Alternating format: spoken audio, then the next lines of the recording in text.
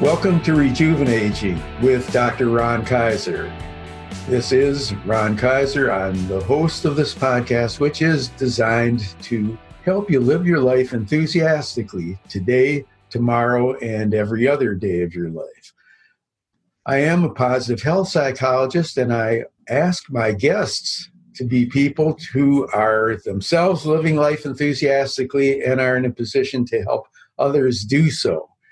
We've got an interesting series of guests, as those of you who have been following the podcast know, and today it's going to be no exception. Before introducing our guest, however, I do want you to be aware of our website, www.thementalhealthgym, which is the source of information about positive psychology, our concept of goal-achieving psychology, Rejuvenaging, the art and science of growing older with enthusiasm, which coincidentally is the name of my best-selling and award-winning book. Now, today we have a special guest for you, and I don't think we have interviewed a hypnotist before, but I don't know what that conjures up in your mind, but we've got a really special guest in terms of Kevin Stone, who is one of the preeminent hypnotherapists in the world. Kevin has an impressive list of credentials and is listed in the prestigious Who's Who of Entrepreneurs. Kevin is a master hypnotist, board-certified hypnotherapist, and highly sought-after comedy entertainer around the globe. It's kind of an interesting combination. We'll have to talk about that. He's also a leader and pioneer, as well as a historian in the field of hypnosis and hypnotherapist. He is a senior clinical instructor at the Craniofacial Pain TMJ Clinic of the Otolaryngology Foundation. That was my challenge for introducing him, the Otolaryngology Foundation. How'd that do, Kevin? Of the White Memorial Medical Center in Los Angeles, California. In addition to those accomplishments, he is a motivational and keynote speaker, holding workshops and corporate training programs for major Fortune 500 companies and others around the globe. He's a television personality, an author, a radio host, a retired firefighter, and an animal rights activist. There probably are some things that he hasn't done in this world, but I'm not sure how many he hasn't. Kevin is highly sought after as a global expert and authority on hypnosis and has been featured in countless media outlets and publications. If I read them all, we would use up the entire time of the podcast, but believe me, they're out there. And so without wasting any more of my time so that you can hear the expert on this, I'd like to welcome Kevin to Rejuvenaging with Dr. Ron Kaiser. It's such an honor to have you with us. Good morning, good afternoon, good evening, wherever you are in this world, listening or watching this amazing program. Wow, Dr. Ron, that's a mouthful. You know, every time I listen to those accolades, I stand on the shoulder of giants because I'm inspired by so many others, including yourself, to continue my passion and my work in this particular area to help people to help themselves. That's wonderful. But I do have to ask you right at the start. Sure. I remember when I was growing up, there was a period of my life when I thought about being a firefighter. Never did the thought enter my mind of why not be a hypnotist? Kind of wonder about your journey. How did you get to be who you are today with all these accolades? How does somebody decide to be a hypnotist, Kevin? Yeah, well, I'm going to give you the simplistic answer, and then we'll elongate that a little bit. You know, for me, Ron, it's very simple. I'm following my path, my God-given path, and that's the simplicity of it. As far as I'm concerned, God has a plan for all of us, and all we have to do is ask, and we follow that plan. But to give you the long version, what happened with me was I was out of work. It was in firefighting, and I was out of work, and I needed to do something with myself. So I'm the type of person that I don't like to sit still, and I don't even know what the word boredom means. So I automatically, when I find myself in compromising positions like that, I generally go to academia. I sign back up, go back into school, go back into college, start to learn things that I'm fascinated by that I now have the time to do. And that's exactly what happened in this situation back in the 90s. I'm now currently celebrating my 25th anniversary as a board certified hypnotherapist here in the state of California. And I went back to college. There was a college that's here in Tarzana, California that actually gave college credit. I was fascinated by this modality as a boy. And I thought, wow, if I'm able to get college credit for this, why not? So I signed up for the 2-year program and I learned how to do hypnosis. But I was on the other side of the fence, like maybe a lot of listeners and people watching this program. I was on the other side of the fence. I came from a very strong New England Catholic background. And so this stuff was, always stereotyped, and it is today in the movies and television. It's demonic, it's evil, it's the work of the devil and black arts. I've heard it all. But I still had a fascination with it. And I thought, well, if this is a college and it's an accredited program, I have nothing to lose. And so I enrolled and I fell in love with the modality of a natural organic resource that's able to help people to help themselves. And so the first thing I started doing was changing my life with the applications of self-hypnosis. And the first thing for me was I was a chronic nail biter.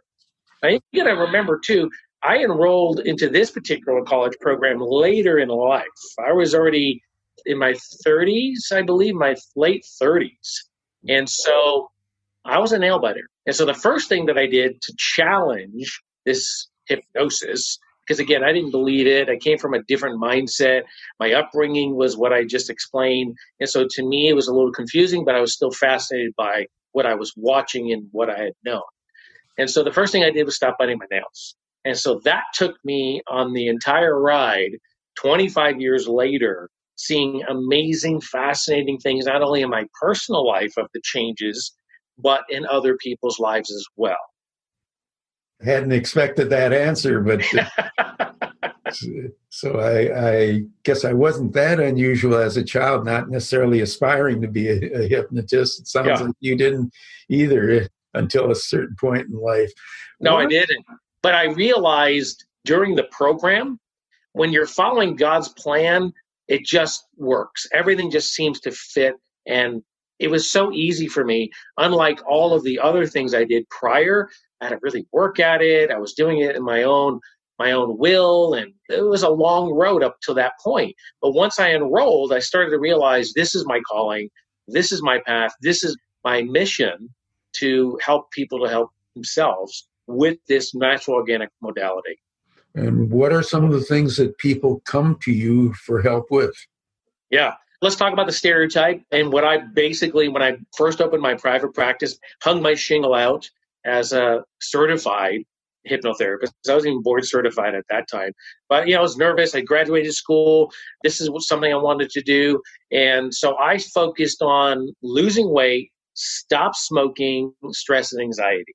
And that's generally what I think most people understand what a hypnotherapist does. And I think a lot of them promote it that way as well. But the applications of this modality are endless.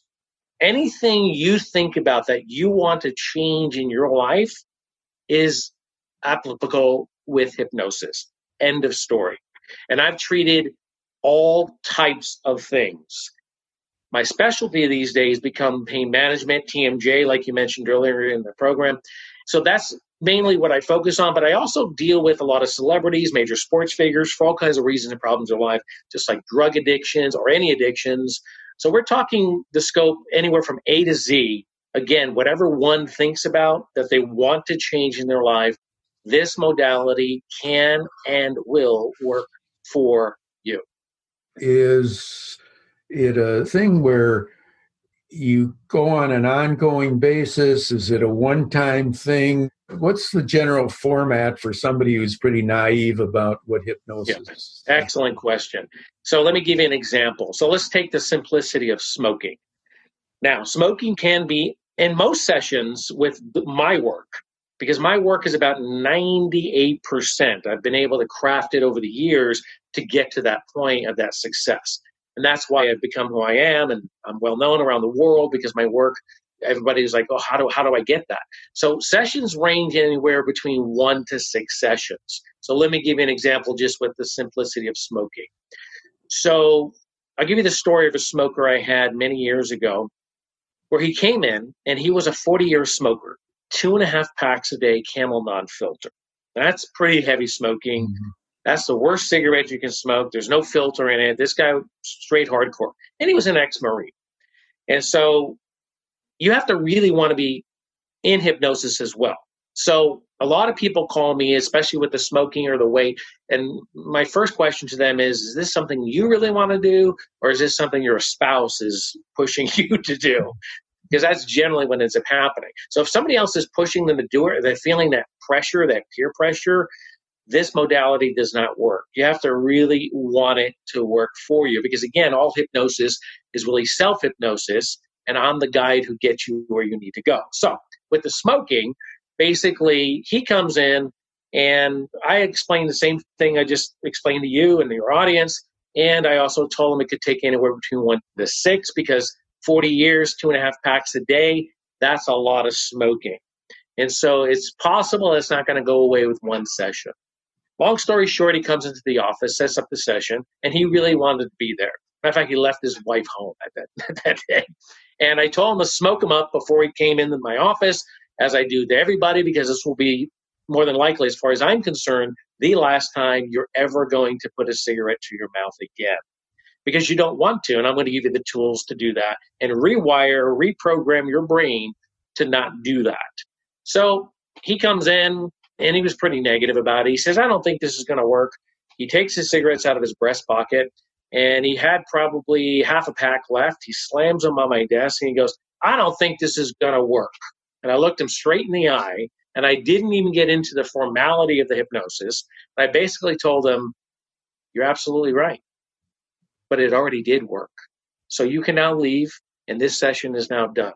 And give me a call in 3 days and let me know what happened. Now, what he didn't know, unbeknownst to him, is I had already started the process the moment he walked into the door. So I didn't really have to get into the formality, nor was he willing or wanting to do the formality, because to him it was all hocus pocus, it was nonsense, and it was something he just was not going to allow himself to do. 3 days later, he calls me back, apologetic for his behavior in my office, and he says, I've not picked up a cigarette yet. I said, that's great. You're not going to anymore. And so give me a call in 2 weeks. Well, he calls me in 4 weeks and tells me he's still a non-smoker.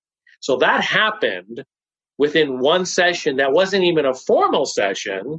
That's how the applications can work. Because with a skilled, trained, professional hypnotist, hypnotherapist, they can determine right away whether that person's in a hypnotic suggestible state and start implanting the suggestions for what the person's wanting when they come into your private practice. That's an amazing story. Since we're talking about smokers, there are all kinds of options now to try and quit smoking. There's the patch and the gum and groups and stuff like that.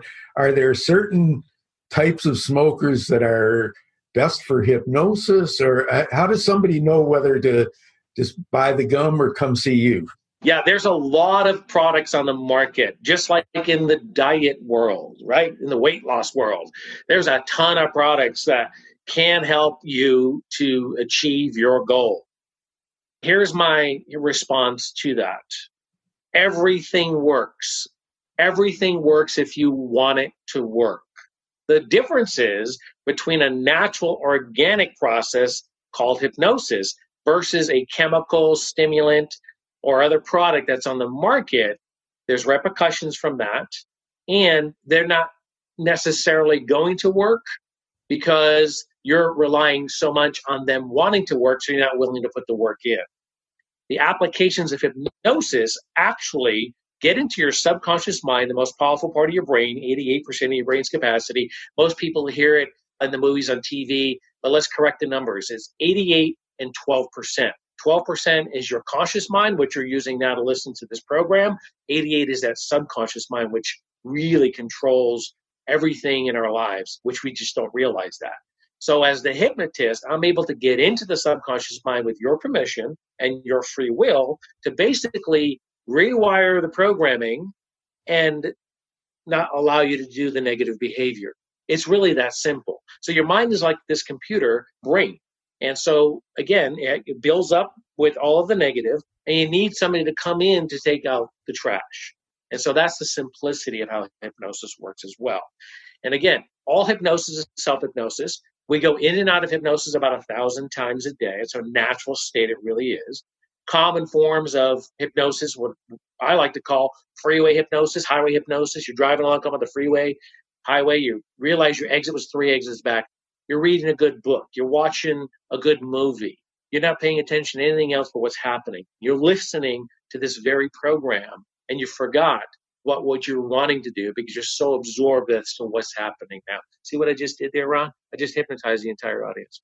And so that's how natural hypnosis is. So a good, skilled, trained hypnotist will understand the environmental hypnotic effect, which, again, I use it very transparently. Advertisers, commercials, we're bombarded all day long with hypnosis. We just don't realize that. And so that's why people are wearing the different clothing they wear, different types of jewelry they wear. You buy the different products that you're buying because you're subject to their hypnotic influence of why you're doing these particular things. And you have to remember this. All behavior is learned behavior. So if you can learn it, guess what? You can unlearn it. And that's what the tool and the applications of hypnosis do.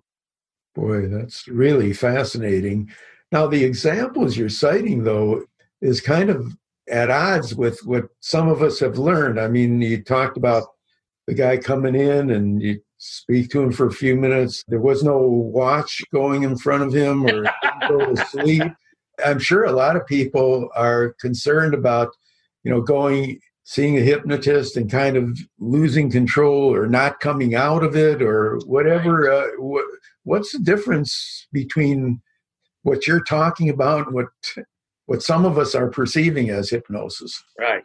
Well, we're conditioned to perceive as hypnosis and stereotypically, because yes, that's what you see in the movies on TV. If you look behind me, you can see I'm an avid collector of hypnotic memorabilia. As you mentioned earlier in the program, I am a historian. I'm fascinated with the history of hypnosis and the beginnings of it. Dr. Freud used it very, very heavily in the 1800s, et cetera, et cetera, et cetera. Well, we don't use the watch, the hypnodisc. None of those things happen. If people want that, I'll produce it. We can do that. But that's not how hypnosis is done. Hypnosis is done with words, with a sentence structure that once the therapist understands how the patient understands language and communicates, then they're able to speak to them and to their brain to rewire it for them. Because we all speak to ourselves all day long, right? All that little voice inside, well, that little voice inside gets us into trouble a lot of the times because it goes into doubt, fear. It second guesses ourselves about what we should have did when we should have just stayed doing it. And we miss those golden opportunities. And so we're all hypnotizing ourselves all day long. Well, why not refine that? Understand how to use the language that you're using with yourself in a positive way. That way you continue to program yourself in the way that you want to be programmed and not allow the environment or outside influences to program you. Because we're all suggestible, and that's just how we're wired. Fearing that you're going to be in control of my mind is not a really rational fear. If I were to come see you, I'd be able to leave, drive away.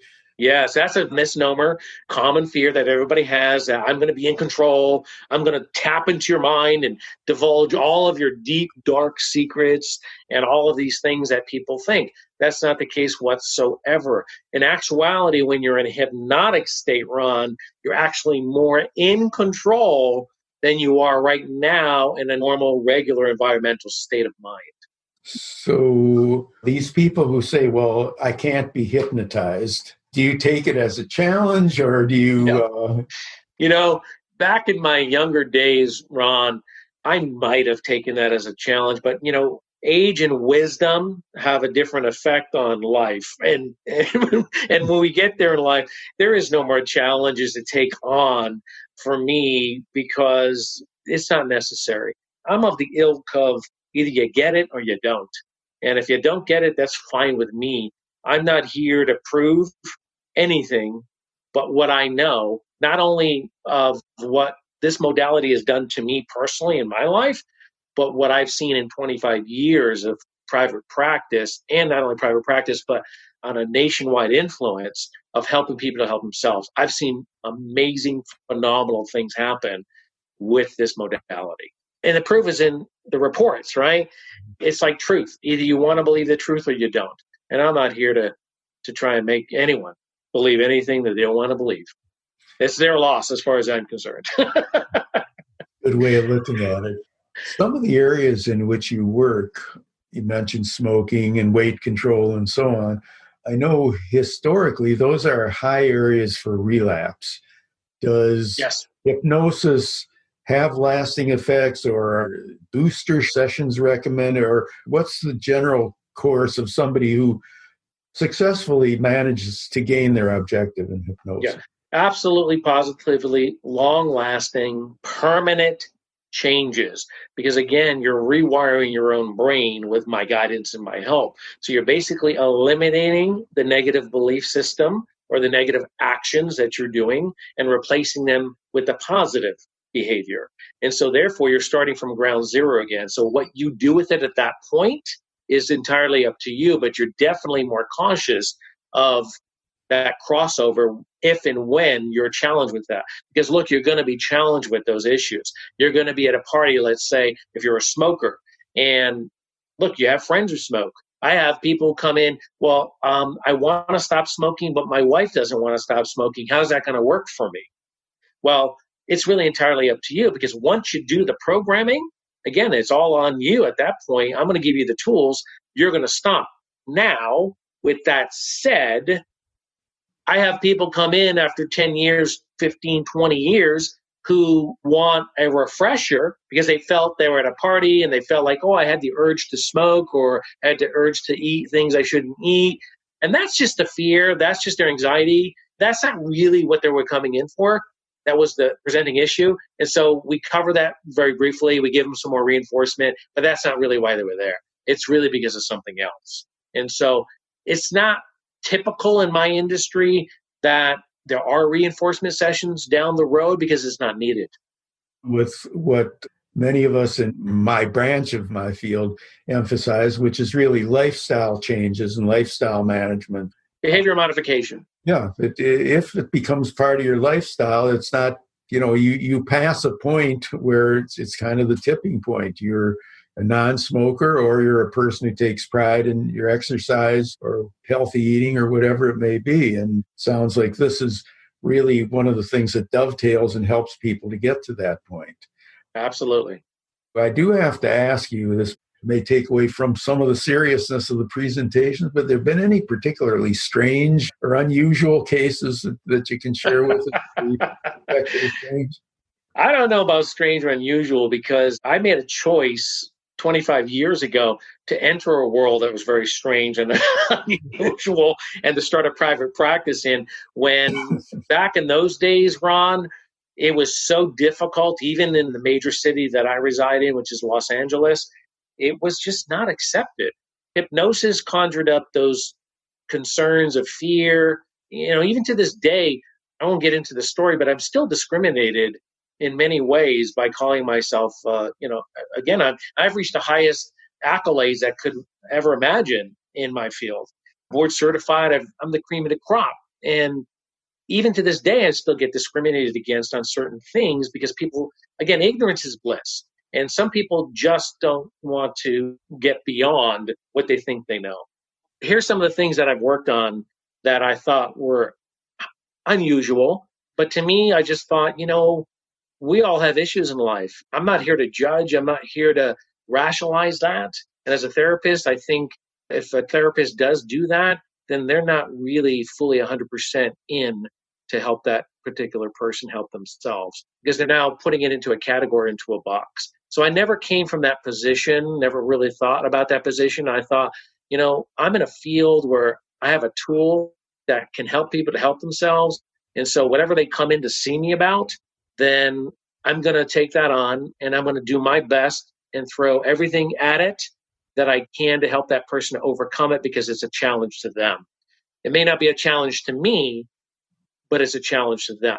And so some of the things, and you can see some of these things actually on some of the videos that I have, and we'll talk about all that stuff later, because I have the opportunity to do a lot of television and I work with a lot of celebrities. So they call me in and we get to do these unique things. And one of them was for somebody to stop swearing, using vulgarity. They wanted to do that with hypnosis because they couldn't help themselves, because they would swear like a sailor, so to speak. And so that was one of the things that they wanted to stop doing. And you can actually see that on video. It was Denise Richards on her television show back a couple of years ago. And I actually hypnotized her to stop swearing. We had another one, a real estate agent. She was a real estate agent, and this is also on video. You can see it for yourselves. She was terrified to sell homes. You go, wait a minute. You made a conscious choice to become a real estate agent, but you're terrified to sell homes and show homes. This doesn't add up, logical, rational mind, right? But that was my task. And of course, we helped her to overcome that fear, that anxiety, because her desire, her dream was to become the best real estate person she could become. And so that was an impediment for her in the beginning. So of course we helped her do that. And, many, many other things that, my goodness, there's so many that could be unique and unusual. But again, like I said, anything one thinks about, the applications of hypnotherapy can be for you and help you. That's really interesting, but it leads me to another question. I mean, you've been talking about hypnosis as kind of this serious skill and helping people with serious problems, and yet there's a part of you that has one leg in entertainment. I'm trying to sort out how these two parts mesh. I know there are stage hypnotists. Right. You're more of a clinical hypnotist, it seems like, but you've got feet in both areas. How do you live with yourself doing that? How have you, become congruent? And Yes. Secondly, how can you manage both within the same framework in terms of being able to entertain people and then the next day go into your office and help them with a serious anxiety or obesity issue or something like that? Fortunately for me, I reside in the entertainment capital of the world, right? I'm in Los Angeles. And so the transition, I would think if I was living Midwest or even where I originally grew up in New England, those transitions would have been frowned upon, made very, very difficult for me, and it probably was something that I would not be able to do. But ironically, Ron, my first introduction to hypnosis was a stage hypnotist. I was 18 years old, and I went to a comedy club, and I watched this hypnotist, and I was fascinated. Of course, I forgot about it, went on to college. I wanted to be a sportscaster. That was my path. That's what I wanted to do. So I was in radio, I was in broadcasting, went to get my degrees for college and all of that. Forgot all about the hypnosis until my story in the beginning, how I ended up falling back into it, realizing it was my calling. So the irony was my first introduction was a stage hypnotist. And so how I'm able to combine the balance, and what I love to do is I utilize my stage programs as almost an educational, so I call it edutainment, where it's not what I think most people think or what they might see from the old school stage hypnotist guys. My program is more educational while you're laughing and learning at the same time. I mean, what's the best way to learn? Through laughter. So that's how I kind of set up my stage programs, where there is a lot of comedy, there is a lot of looseness to it, but anything blue or anything like that at all, where it is a learning vehicle. So underneath everything that's happening, if they're really paying attention, they're getting to learn a lot about hypnosis and the power of their mind. And that's how I set up the entertainment portion. And then I can parlay that and transition that into my private practice. And generally, when it's happening, when I do a public performance, that, of course, boosts my private practice immediately, because once they see it and they're able to see it happening just like all of us, when we see it happening in front of us, now we know we can do that. And that eliminates a lot of the fear and the reservation that one has as to, okay, I've seen it happen now. I didn't have to think about it happening to me. I watched it happen. And then they immediately want to sign up and realize that they can change their lives. That's really fascinating. The working with celebrities, and in this area, I've observed every once in a while in the Philadelphia area, we get an athlete who seems to have lost confidence in their ability to do a particular thing, whether it's to shoot basketball or something along those lines. Have you worked with, and I assume that there are some actors that may get stage fright at some point. Absolutely. Is this an actual thing that happens, and is it something that you can help people with? Absolutely. Let's talk about sports. Sports, they call it the zone. Athletes call it a runner's high. Everyone has a different verbiage for it. And so, yes, they lose that motivation. They lose that zoneness, so to speak. And they come to me specifically for that. So in other words, especially I've done a lot of work with a lot of basketball players where they're doing the free throws. And now when they're doing the free throws, of course, the opposing team is behind the basket that they want to make the free throw. So they're doing everything in their power to not allow them to make that shot because that point could cost them the game. So what they want to do is get back into that zone, focus only on the basket and the ball, and be able to block everything else out and to be able to make the shot. So that's what it is in sports.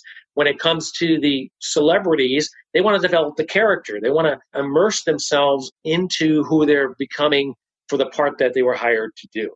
Because again, they got to transform not only their physical body, but they have to transform their mind. And it's the same applications that we have to do in life.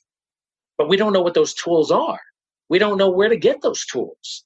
So again, why not choose an organic, natural resource called hypnosis? This isn't something that's chemically induced or anything at all. This is a natural resource. So why not tap into that power to be able to allow us to have more control over our fear, over anxiety, over our stress, over our smoking, over our weight, over our nail biting, whatever it is. We're not taught those tools when we're growing up in life. We're not taught those tools in our schools. So this is one of the tools, and there's many of them. But of course, I'm a little biased to this, and I've studied all of them, because this is the one that does work. This is the one that's permanent in our lives, and it affects us in the way that we want to be affected by. Yes, it goes along with being an organic natural resource is that it doesn't have side effects, doesn't have bad side effects. Absolutely. The only side effect is positivity of achieving your goal quickly, rapidly, and effectively. Great. How amazing is that? That's great. Our audience covers a broad age span, but based on my book, we do have a fair number of people who are in their second half century of life.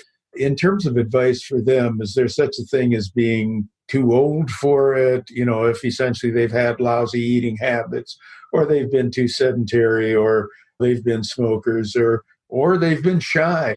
I know with some things, you reach a point where you've maxed out in your ability to run quickly or whatever it may be. Is hypnosis for everybody, or have you found just in working with the older age ranges, are they as likely to make positive changes, or is there a category of people that you kind of rule out because of either their length of perpetuating a habit or whatever? And the rule of thumb, Ron, is never say never. And I don't know what point that people realize that that crossover point comes. So when they start to feel like the older generation, because I know when I was a very young man, I thought getting into the 50s was like ancient old time history. Well, I'm 57. So I'm kind of in that range we're talking about right now. And there's no reversing that, right? And so never say never. And I do work with a lot of people in my generation and the generation before me, and they want to make those changes. This is the stage of life, as far as I'm concerned. Once one hits their 40s, then they start to realize and focus back in on what's important to them. So they start to focus on health. They start to focus on spirituality. They start to focus on, well, wait a minute, I'm doing these things in life, but I don't know how to change them, but I certainly fell into them. I don't even know how I fell into being a smoker, alcoholic, etc., but I am. And so how do I change those things? So now as we get older, we now have the resources to seek out professionals like myself, and they start to question, how do I make these changes and how do I get these tools? So the answer simply is absolute positively, and most of them want to work on their golf game, actually. They want to be better golfers because this is what they're doing with their spare time. Not only want to stop smoking or their addictions or lose weight, but yes, they start to really examine themselves because they know that life is very important now and it's very valuable. And so they want to make it as perfect as they possibly can. That's great news. I know some of us have managed to deal with this golf issue by giving ourselves like 5 more hours a week by not playing after a while. But I know that there are people who are really committed to it and do well. And I'm sure that you're able to help some of them. I almost was going to say, I know you couldn't help me, but that would be wrong if I was committed to it. This time has gone much too quickly, and we may need to supplement it at a future date. But I do have a couple of other questions. One is, I'm a little embarrassed to ask. I hope you're not embarrassed to answer, but I introduced you, Kevin, with all these accolades and all this. How come you're so good at what you do and so widely recognized? I mean, are you a natural born salesman for this stuff? Is it your enthusiasm? You just, after 25 years, you got enough people throughout who are success stories. But I mean, I'm sure that there are a lot of people who do what you do, but aren't you. Well put, Ron. First and foremost, I'm a man of God and I follow God's plan. It's that simple for me. I don't fight it. I don't question it. Like in my younger days as a younger man, now I've submitted completely and totally to his plan. And so with his strength and his power, I can do no wrong. But I have to do the legwork. And so in my daily prayer and my daily self-hypnosis, I ask what it is that I need to do and how do I need to continue to do that? And how do I need to continue to be an instrument for his will? And that's my ministry. This is my ministry, to help people to help themselves through a very unique, and like I said, still to most people, and this is why I do these type of programs, to educate, inspire, and uplift people to understand a natural organic resource called hypnosis that we can all use. It's all there, right there for us. Matter of fact, you can go to your local library and get a book and read about it and read about the serious applications of it. And of course, if you want to dab into the comedic applications of it, please do so as well. It's nothing but a fascinating field. And even myself, after doing this for 25 years, Ron, especially when I do the stage shows, I will see things, do things that I've been doing for 25 years, but everyone receives the information differently. And then their personality comes out and they project that. And so I become a spectator as well, watching the same thing I've watched for 25 years, the same comedy routine that I'll do, and what their applications are towards that. And I just stand in awe of the power of how people are able to be creative. They're able to let themselves, all inhibitions are gone, and they're able to reprogram their own minds. And you're watching that happen. It's absolutely fascinating. By now, I'm sure many people are wondering, how do they get in touch with you or your materials? And I guess I'm asking, the full range of things. Number one, if they're on the West Coast and nearby, how they get to you. Are there things that can be done virtually? I don't know whether your field lends itself to it. What other materials can they get from you or about you? And there may be a few serious bookers or meeting organizers who had to have been impressed and maybe reaching out to you if the country ever opens up again and we start having, conferences and meetings. Absolutely. Here's the great thing. Well, first and foremost, people can get a hold of me. Go to the website. There's a lot of great information on there about hypnosis, free information on a lot of the things that you probably have a lot of questions about, which is hypnotist.com. That's so simple to remember, right? Hypnotist.com, hypnotist.com. And you'll find all the resources there. Plus, there is a store. I sell programs for weight loss, smoking, anxiety, stress. There's a whole bunch of stuff on there where it's very specific to what people are looking for. So go on there, just click on the website, hypnotist.com. You'll find all of the resources in the store that you can purchase and help yourself just off of the programming with that. Now, you mentioned the virtual. I pioneered the first virtual hypnotherapy visits about 20 years ago. And I was laughed at by my colleagues. People just didn't accept it. It was unprofessional. And again, it was all a lot of the negativity that I received by getting into this field. And then I got it again from my own colleagues because they just understand it. Well, COVID-19 happens. And so I've got clients all over the world. I started getting calls from the clients like, how do we do this? How's this work? How's all this happening? Well, just like you and I are doing now, Ron, and I don't know if you're going to use this footage or you're going to just use the voices on it for your program. But this is the applications right here through Skype, through Zoom, telephone.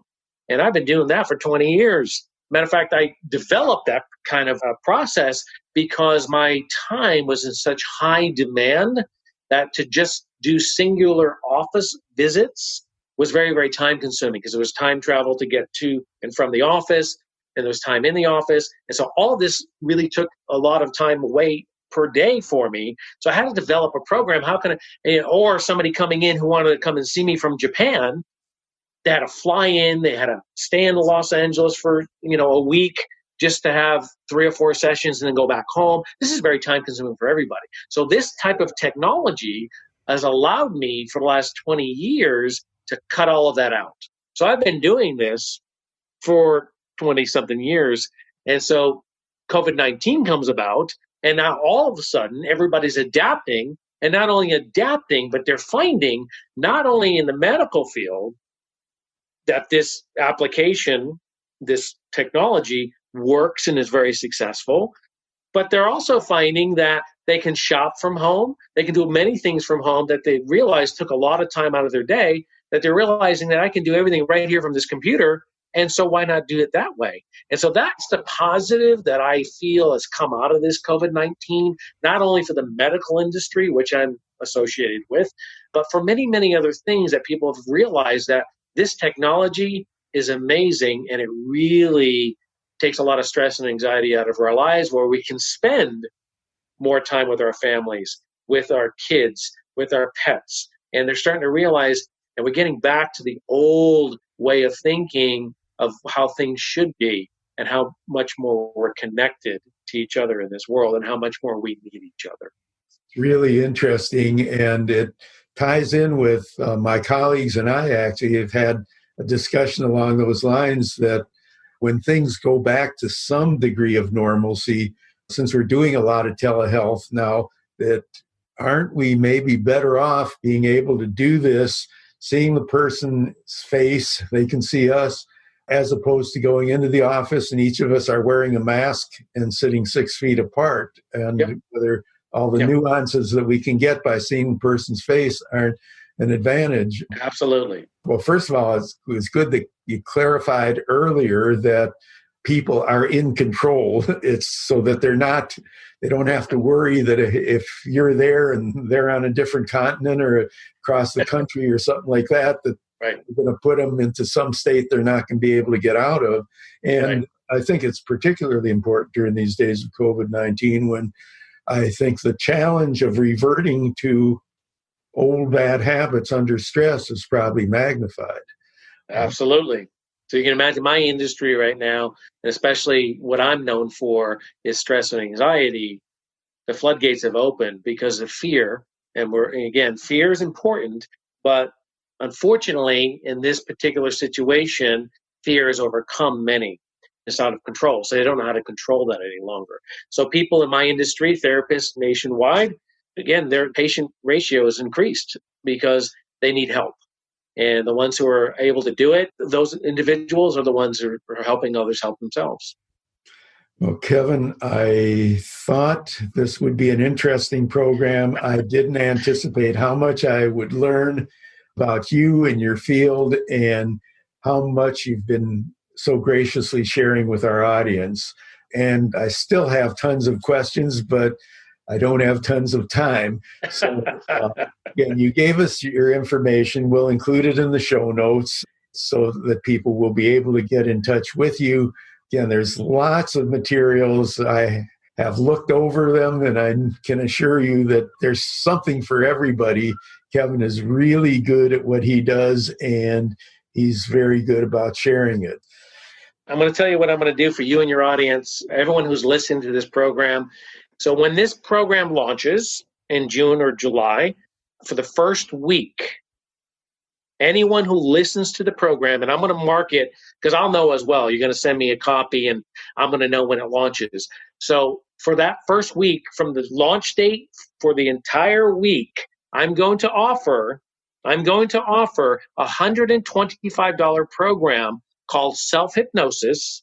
So anyone who listens to the program and emails me through my website, hypnotist.com, I'm going to give them that program, $125 value, called Self-Hypnosis, free of charge for listening to this program. And it's a program to help them and teach them to go into a self-hypnotic state so they can make the changes for themselves. So if they have to email me with the name of this program, they listen to the program, the day and date, for 7 days, and after 7 days, I'll rescind the offer. But that's what I'm going to do for the listeners of this program today. That's really terrific. It's an extra special reward for people who listen to the end. It's really, really beyond gracious, and it just wonderful. Remember, despite the generic name of hypnotist.com, his name is Kevin Stone. He is the best in the world in both the serious and entertaining area of hypnosis. Got a wealth of information for you, a wealth of experience and ability to help you change your behaviors. And he comes from the same kind of positive psychology outlook end of the spectrum that I come from, the idea being focus on wellness, changing behavior, and becoming the best version of yourself that you can possibly become. So, Kevin, once again, it's been wonderful. And I hope that anybody who may be listening to this podcast for the first time will recognize the quality of the guests that we have, continue to download, rate, listen to podcasts, and visit our website, mentalhealthgym.com. This has been Rejuvenaging with Dr. Ron KAISER, the podcast designed to liberate enthusiastically every day.